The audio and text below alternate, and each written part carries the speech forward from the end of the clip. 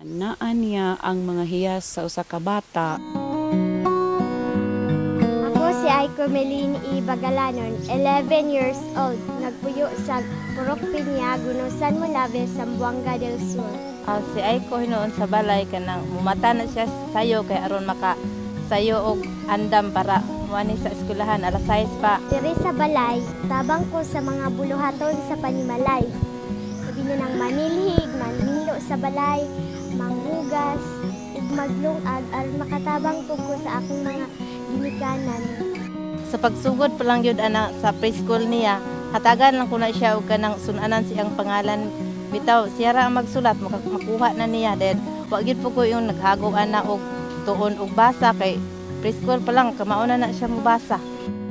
Si Aiko, actually, sa ako ang mga estudyante, siya gyud ang mo-excel. Although naa siya yung mga kakompetensya, pero mo-excel gyud siya nako.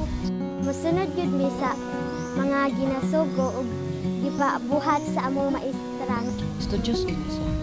Study siya, dan mo siya kung ipahimo nila, kung siya kung ipabuhat nila. Kung na siya, kanang mabuhat yun na siya. Tungod kay pantawid beneficiary man ko ug akibo akong mama, kinabuhat gid nako ang tanan nga akong makaya aron dili pod mabagsak ang akong grado.